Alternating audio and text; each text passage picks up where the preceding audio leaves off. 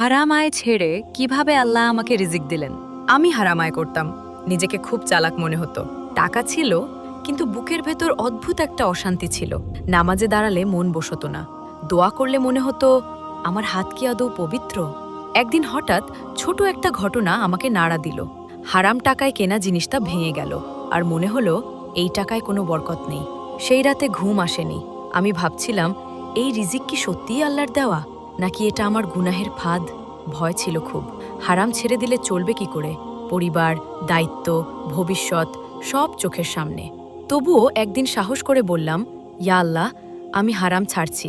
রিজিক যদি তুমি দাও, তাহলে হালালেই দাও। হারাম পথটা বন্ধ করলাম। প্রথম কয়েকদিন কষ্ট হয়েছে, কিন্তু আশ্চর্যের বিষয়, আল্লাহ এমন রাস্তা খুলে দিলেন যেটা আমি কখনো ভাবিনি। অল্প আয়, কিন্তু তাতে শান্তি ছিল, ঘুমে স্বস্তি ছিল, নামাজে মন বসত।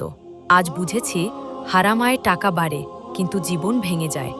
আর হালাল আয়ে রিজিক কম দেখালেও বরকত দিয়ে আল্লাহ জীবন ভরে দেন।